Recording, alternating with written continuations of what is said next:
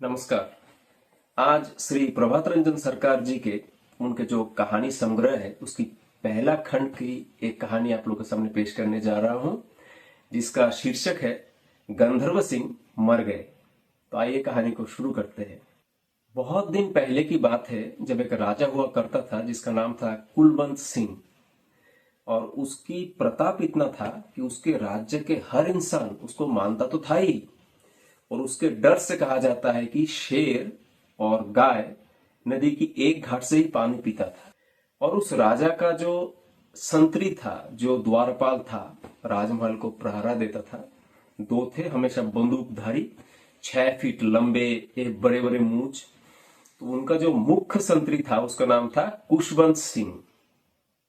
तो एक दिन सुबह कुशवंत सिंह अपने ड्यूटी निभा रहा था, तब देखा कि दूर से छब्बूलाल रजक, जो उस राजप्रसाद के धोबी था, वो हैंड पुलिंग एक धकेलने वाले ठेला गाड़ी से कपड़ा लेके राजमहल की तरफ आ रहा है और उसका बाल मुंडवाया हुआ है।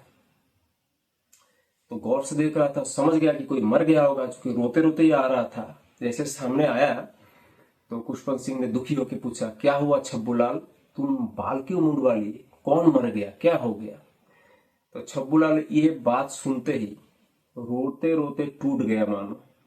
तो उसने बोला, अरे कुशवंत सिंह, तुमको अभी तक पता नहीं कि कौन मर गया, कौन चला गया? मेरे गली के, मोहल्ले के, पूरे समाज के लोग रो रो के पागल हुए जा रहा है। अभी तक तो शायद न्यूज़पेपर में भी निकल गया होगा, गंधर्व सिंह मर गया। कुशवंत सिंह देखा कि उसे पता ही नहीं कि कौन महान इंसान मर गया, तो शर्म के मारे थोड़ा लाल हो गया।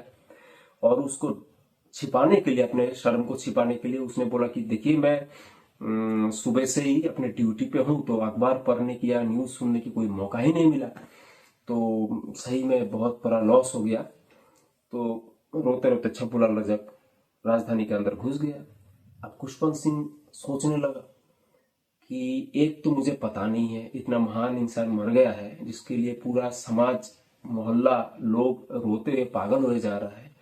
अब कोई दूसरा आदमी पूछ लेगा तो मुश्किल है। तो मैं क्या करता हूँ, फटाफट जाके बाल मुंडवा के आता हूँ। तो गया और बाल मुंडवा के आ गया। अब बाल मुंडवा के अपना ड्यूटी दे रहा है। अब थोड़ा देर बाद ये हुआ कि उस राज्य की जो नायब था गुणवंत सिंह, वो फटाफट दौड़ते दौड़ते प्रसाद की तरफ चले आ रहा है। उसको थोड़ा ड्यूटी में लेट हो गया, चूंकि नहाने में उसको देर हो गया था।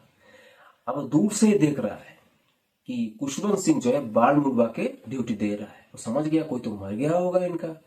तो थोड़ा चिंतित होकर सामने आके पूछा, क्या हुआ कुशवंत सिंह, कौन मर गया? तुम इतने दुखी हो, बोलो, हमें भी बताओ। तो कुशवंत सिंह आश्चर्य होकर बोला, अरे गुणवंत सिंह, तुम्हें पता नहीं कि कौन मर गया? गंधर्व सिंह मर गया है, गंधर्व सिंह। तो गुणवंत सिंह थोड़ा अचंभित हो गया, एक कौन महान आत्मा मर गया भाई, जिसके लिए मेरा जो मुख्य संतरी है, बालमुंड वाली है, बहुत बहुत ही धाकर आदमी रहा होगा, मतलब बहुत ही दुर्दंड प्रतापी आदमी रहा होगा।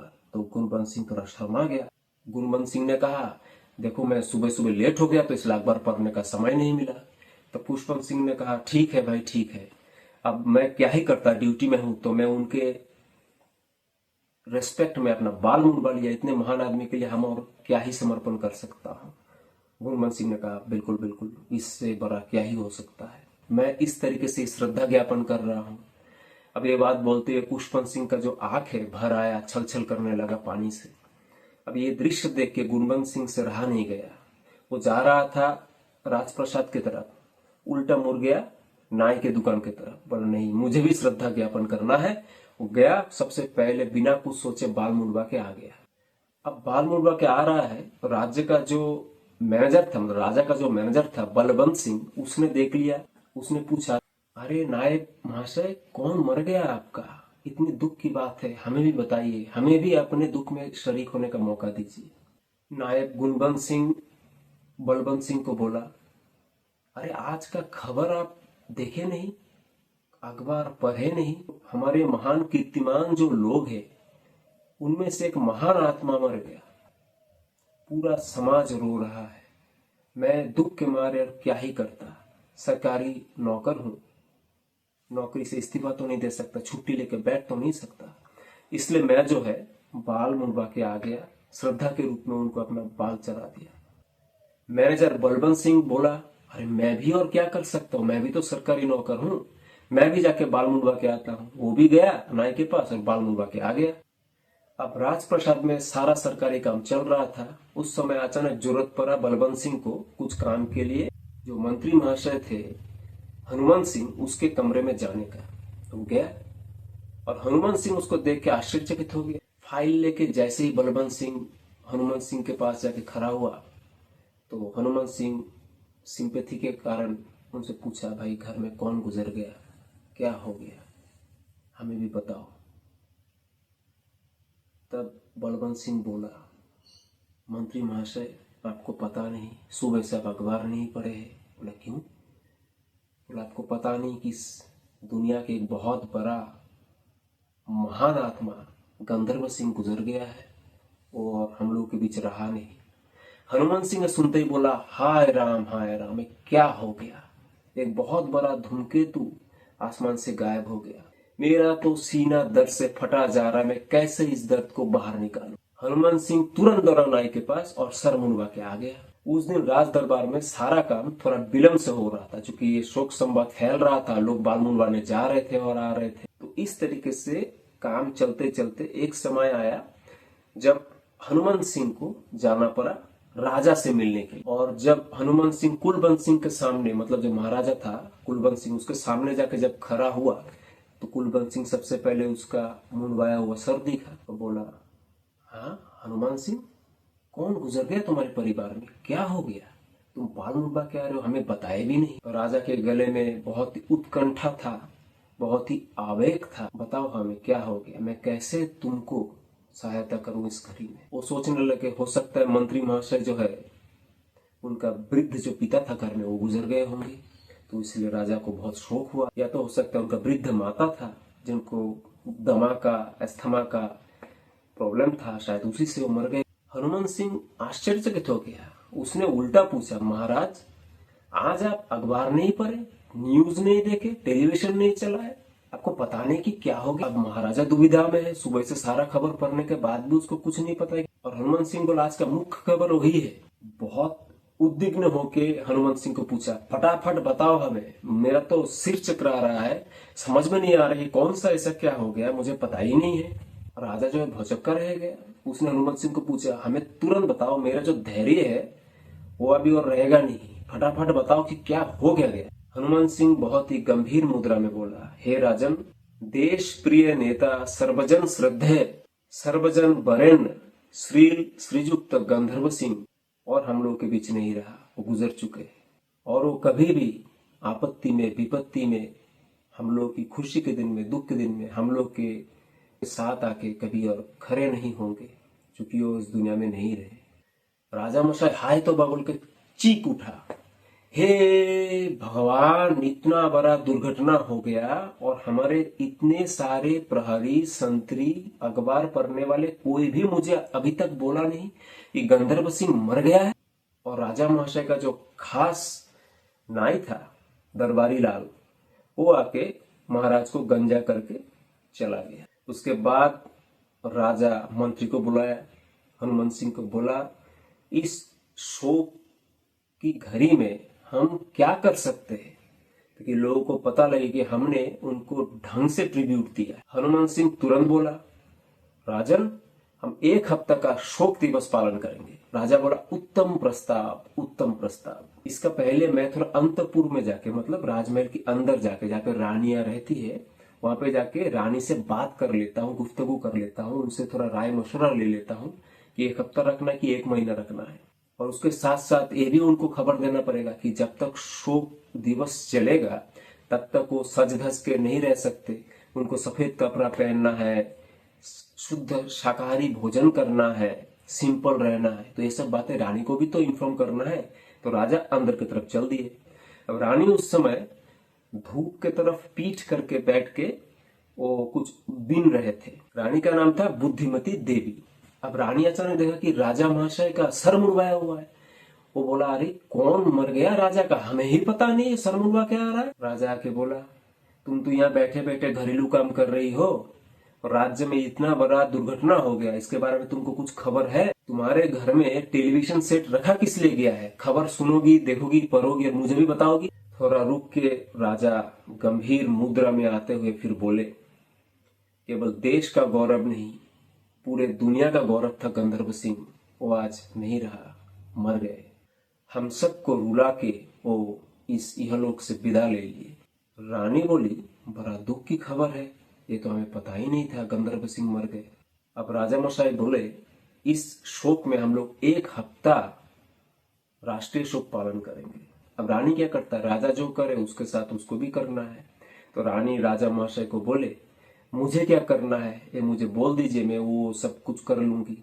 अब राजा बोले, ये जो 1 हफ्ता राष्ट्रीय शोक है, इसमें तुम लाल फॉल्स वाला साड़ी नहीं पहनोगी, तुम काला फॉल्स वाला साड़ी पहनोगी। रानी बोली, हाँ हाँ बिल्कुल, वही करेंगे वही करेंगे। अब राजा महाशय बोले, देखो अच्छा तो तब होगा कि जब तुम मेरे तरह अपना सर मुंडवा लो, गंजा हो लो। तब रानी ये बात सुनते ही शौक हो गए। अपना जो बाल में जो खोपा बंधा हुआ रहता है उसमें हाथ फिराते हुए बोले कि मुझे ये बालों का जो गुच्छा है, खोपा, इसको रखने का परमिशन है? ये इसको समेत मुंडवाना पड़ेगा? तो राजा बोले, पूरा ही मुंडवाना पड़ेगा, लोग ज्यादा प्रशंसा करेंगे अगर तुम पूरा ही बाल मुंडवा लो तो। अब रानी को हुई टेंशन। वो सोचने लगा, मेरे इतने जत्न से बढ़ाया हुआ बाल, ये बालों का गुच्छा मुझे पूरा मुंडवाना पड़ेगा?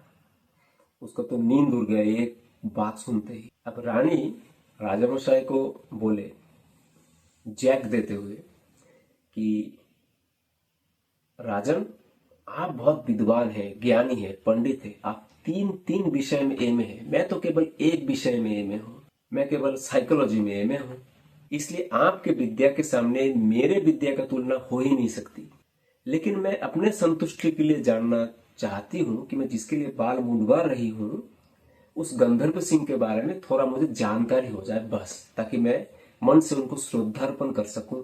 अब ये सुनते ही जो राजा था उसको ही दुश्चिंता। वो सोचने लगा, गंधर्व सिंह कौन था? कि वो उसको तो पता ही नहीं था गंधर्व सिंह कौन था। वो तो एक महान आदमी था, बहुत बड़ा प्रशंसनीय नेता था, ये उनको अंदाजा था, जो मर गए इसके लिए बाल मुंडवा के। अब राजा तुरंत बोला, रानी थोड़ा ठहरो, मैं तुरंत उनके बारे में वर्णन तुमको देता। उसने तुरंत बुलाया उनके जो मंत्री थे, हनुमंत सिंह। मंत्री हनुमंत सिंह दौड़ा आया। हनुमंत सिंह अब बोला, जी राजन। राजा उसको पूछा, अरे भाई, गंधर्व सिंह के बारे में रानी जानना चाह रही है, तो उसके बारे में बताओ। अब ये बात सुनते ही जो हनुमंत सिंह था उसको भी टेंशन हुआ, तो उसे भी उसके बारे में कुछ पता नहीं था। तो उसने बोला, देखिए मुझे तो ठीक ठीक पता नहीं, लेकिन मुझे जो है मैनेजर है बलवंत सिंह, उसने बोला। तुरंत बुलावा गया बलवंत सिंह के पास, बलवंत सिंह को लाया जाए। अब बलवंत सिंह फटाफट दौड़ते हुए आ गया। बलवंत सिंह को पूछा गया वही सवाल। बलवंत सिंह भी अभी दुविधा में, दुश्चिंता में, उसे कुछ नहीं पता। बलवंत सिंह बोला, देखिए मुझे ठीक ठीक पता नहीं है, लेकिन मुझे जो है द्वारपाल है, दरबान है कुशवंत सिंह, उसने बताया। अब कुशवंत सिंह की बुलावाया। कुशवंत सिंह द्वार छोड़ के उसके जो असिस्टेंट था उसके हाथ में बंदूक थमा के दौड़ा आया। आके बोला, राजन क्या बात है? बोला, तुम मुझे ये बताओ कि ये जो गंधर्व सिंह था तो कौन था, इसका पूरा परिचय दो रानी के सामने। अब कुशवंत सिंह भौचक्का रह गया, उसे खुद भी पता नहीं था कौन था, वो तो छब्बूलाल ने उसे बोला था। तो बोला, राजन मुझे ठीक ठीक पता नहीं, छब्बूलाल रजक को बुलाई, वो ही मुझे बोला था। बोला, ठीक है। अब छब्बूलाल रजक की बुलावा आया, जो धोबी था उस राजधानी का। अब छब्बूलाल रजक रोते रोते आया। अब उसको पूछा गया, हाँ भाई छब्बूलाल, ये गंधर्व सिंह के बारे में क्या जानते हो, बताओ, रानी साहिबा सुनना चाहती है। छब्बूलाल बोला, महाराज सर्वनाश हो गया, इससे बड़ा क्षति और हो ही नहीं सकता था। बोला, अरे बताओ तो कौन था? बोला, गंधर्व सिंह के बारे में और मैं क्या बताऊं, वो मेरा जिगर का टुकड़ा था, मेरा जिगर का टुकड़ा। वो मेरा गधा था जो रोज मेरा कपड़ा ढोता था, नदी से मेरे घर तक और घर से नदी तक और राजमहल तक। वो हमें छोड़ के चला गया महाराज, मेरा गधा गंधर्व सिंह मर गया। कहानी यहीं खत्म होती है। अब ये तो होगा आउटर लेयर जिसको सुन के हम लोग हंस रहे हैं, लेकिन इसका इनर लेयर भी है। इसको आप लोग समझिए और कमेंट कर सकते हैं। कहानी अगर अच्छा लगा तो मैं चाहूंगा अपने बच्चे लोगों को भी दिखाए और शेयर करें। अगले कहानी के लिए फॉलो करते रहे।